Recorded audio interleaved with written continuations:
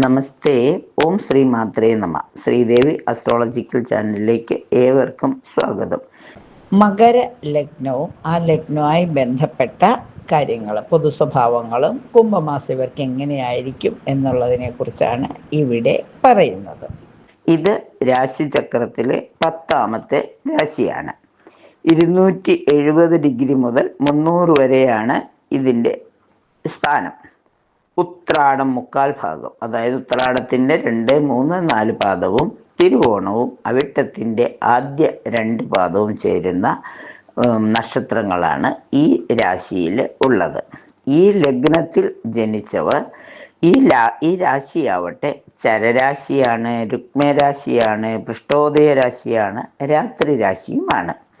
എല്ലാ കാര്യത്തിലും മന്ദഗതിയിലുള്ള നീക്കമാണെങ്കിലും അവസാനം ശുഭമായ ഒരു അന്ത്യം എല്ലാ പ്രവർത്തനങ്ങളിലും ഉണ്ടാകും. എല്ലാ കാര്യത്തിലും ധാർമ്മികതയും സദാചാരവും നടിക്കുമെങ്കിലും അവരവരുടെ സ്വന്തം കാര്യം വരുമ്പോൾ ഇതൊന്നും തന്നെ ശ്രദ്ധിക്കാതെ മുന്നോട്ട് പോകും. അതിന് ഇവർക്ക് ഒരു മടിയും ഉണ്ടാവുകയില്ല. അവരുടെ സ്വന്തം താല്പര്യങ്ങൾക്ക് വേണ്ടി ഏത് പ്രവൃത്തിയും ചെയ്യുന്നതിനും ആരെയെ അവിശ്വസിക്കുന്നതിനും ആരോടും ചങ്ങാത്തം കൂടുന്നതിനും ഇവർക്ക് പ്രത്യേക കഴിവുണ്ടായിരിക്കും. ഇവർക്ക് തൻ്റെ കുടുംബത്തോടും ഇണയോടും സന്താനങ്ങളോടും പ്രത്യേക സ്നേഹവും പരിഗണനയും ഉണ്ടാകും. കുടുംബ സ്നേഹികളായിരിക്കും, സഞ്ചാരികളായിരിക്കും, തണുപ്പിനെ സഹിക്കാൻ പറ്റാത്തവരുമായിരിക്കും. മടിയും അലസതയും ഉണ്ടാകും. ദീർഘായുസ്സായിരിക്കും. പ്രായത്തിൽ കവിഞ്ഞ ആരോഗ്യമുണ്ടാകും. പരസ്ത്രീകളുമായി കൂട്ടുകൂടി അപവാദങ്ങൾ കേൾക്കുവാനുള്ള വഴിയൊരുക്കും. ഏത് പ്രായമായാലും സ്ത്രീകളോട് അതിരു കവിഞ്ഞ അടുപ്പം കാണിക്കും.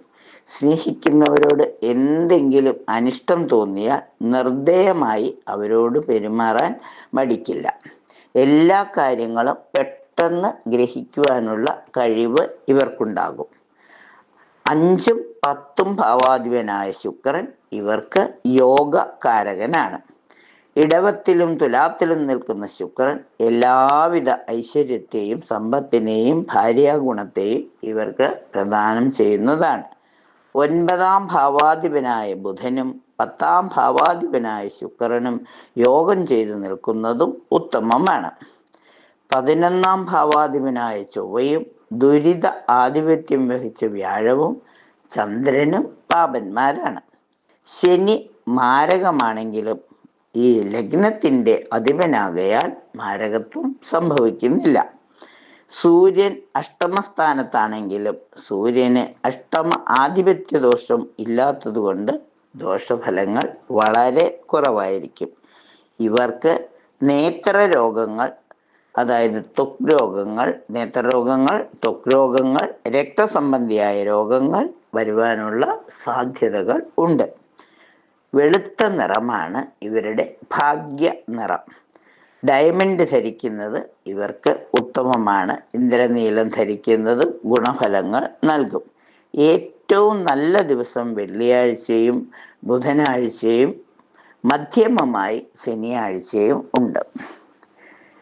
മകരലഗ്നത്തിൻ്റെ 1ാമത്തെ ദ്രേക്കാണത്തിൽ ജനിച്ചാൽ അരയുടെ മുകൾ ഭാഗം മനുഷ്യൻ്റെയും താഴെ ഭാഗം പന്നിയുടെ ആകൃതിയുമുള്ള ശരീരമായിരിക്കും.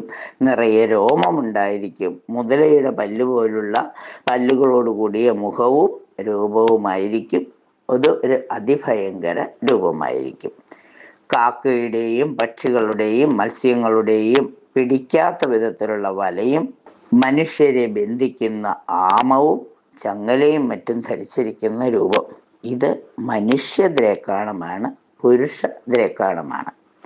എന്നാലോ മധ്യദ്രേക്കാണം എന്ന് പറയുന്ന താമരപ്പൂവിൻ്റെ ഇതളുകൾ പോലെയുള്ള കണ്ണുകൾ, പലതരത്തിലുള്ള ആഭരണങ്ങൾ, കാതുകളിൽ ഇരുമ്പ് കൊണ്ടുണ്ടാക്കിയ ആഭരണങ്ങൾ, കുണ്ഡലങ്ങളൊക്കെ അതുപോലെ ഇവയെല്ലാം ധരിച്ചും കലാവിദ്യയിലും നൃത്തത്തിലും സംഗീതത്തിലും അതിപ്രാഗൽഭ്യം കാണിക്കുകയും കറുത്ത നിറത്തിലുള്ളതുമായ പൂർണ്ണ യൗവനയുക്തയായ ഒരു സ്ത്രീയാണ്.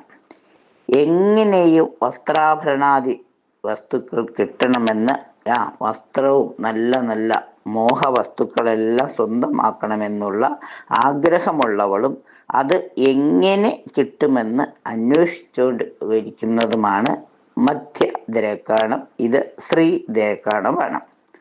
എന്നാൽ അന്ത്യദ്രേക്കാണമാണെങ്കിൽ കുതിരയുടെ മുഖം പോലെയുള്ള മുഖം, ആവനാഴി, വില്ല്, പടച്ചട്ട ഇവ ധരിച്ച് കരിമ്പടം പുതച്ചിരിക്കുകയും പല വർണ്ണത്തിലുള്ള അനവധി രത്നങ്ങൾ പതിച്ച ഒരു കുടം ചുമലിൽ വച്ച് നിൽക്കുന്ന ഒരു മനുഷ്യനാണ്. മുഖം മാത്രം കുതിരയുടെയും ബാക്കി ഭാഗ്യം മനുഷ്യൻ്റെതുമാണ്. ഇതാണ് അന്ത്യദ്രേക്കാണം. ഇവരെ സംബന്ധിച്ചിടത്തോളം അവരുടെ രാശിനാഥനായ ശനീശ്വരനെ പ്രാർത്ഥിക്കുന്നത്, ഹനുമാൻ സ്വാമിയെ പ്രാർത്ഥിക്കുന്നത്, ധർമ്മശാസ്താവിനെ പ്രാർത്ഥിക്കുന്നതൊക്കെ ഇവർക്ക് ഒരുപാട് ഗുണഫലങ്ങൾ നൽകും. ശനിയാഴ്ചകളിൽ വ്രതമെടുക്കുന്നതും ഒരുപാട് ഗുണഫലങ്ങൾ നൽകും. കുംഭമാസത്തിലെ ശിവരാത്രി നാളിൽ ശിവഭഗവാനെ പ്രാർത്ഥിച്ചുകൊണ്ട് ഒരു കുവളത്തിലെങ്കിലും ഭഗവാന് സമർപ്പിക്കുന്നതും പൂർണ്ണ ഉപവാസമെടുക്കുന്നതും ഇവർക്ക് വരാനിരിക്കുന്ന കഷ്ടതകൾ കുറയ്ക്കുന്നതിന് സഹായകമാകും. അതുപോലെ തന്നെ പിതൃതർപ്പണം ചെയ്യുന്നത്, പിതൃക്കൾക്ക് വേണ്ടി ദാനധർമ്മങ്ങൾ അല്ലെങ്കിൽ മോക്ഷദായകമായ പ്രവർത്തനങ്ങൾ ചെയ്യുന്നതൊക്കെ, പിതൃമോക്ഷത്തിന് ഉള്ള മോക്ഷദായകമായ പ്രവർത്തനങ്ങൾ ചെയ്യുന്നത് ഒരുപാട് നന്നായിരിക്കും.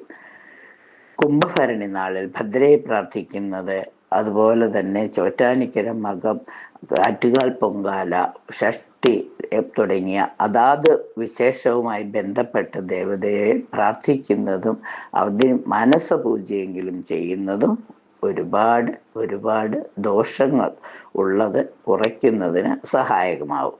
വ്യാഴം 5ാം ഭാവത്തിൽ നിൽക്കുന്നുണ്ട്. എന്നാൽ 2ാം ഭാവത്തിലെ ശനി അല്പം ആലസ്യവും ക്ഷീണവും വരുത്തുന്നത് കൊണ്ട് ശനീശ്വരനെ പ്രാർത്ഥിക്കുകയും വ്യാഴത്തിൻ്റെ എല്ലാ ഗുണവും ലഭിക്കുന്നതിന് വേണ്ടി ഓം നമോ ഭഗവതേ വാസുദേവായ എന്ന് എപ്പോഴും പ്രാർത്ഥിക്കുന്നതും നന്നായിരിക്കും. പൊതുവെ പറഞ്ഞാൽ ഈ 2025 പൊതുവെ ഇവർക്ക് ഏറ്റവും ഗുണഫലങ്ങൾ നൽകുന്നതാണ്. ആദ്യ പാതി ഇവരിലെ ഒരുപാട് സൽഗുണങ്ങൾ ഇവർക്ക് ദർശിക്കാവുന്നതാണ്. കുംഭമാസത്തിലെ ശിവരാത്രി നാളിൽ ശിവഭഗവാനെ പ്രാർത്ഥിച്ച് സർവ്വവിധ മോക്ഷവും കൈവരിക്കുവാൻ ഈ ലഗ്നത്തിൽ പിറന്നവർക്ക് സാധിക്കട്ടെ. എല്ലാ ദിവസവും എല്ലാ സൗഭാഗ്യങ്ങളും നിറഞ്ഞതായി സന്തോഷവും സമാധാനവും ലഭിക്കുവാൻ ഈശ്വരൻ അനുഗ്രഹിക്കട്ടെ എന്ന് പ്രാർത്ഥിച്ചുകൊണ്ട് നിർത്തുന്നു. നന്ദി, നമസ്കാരം.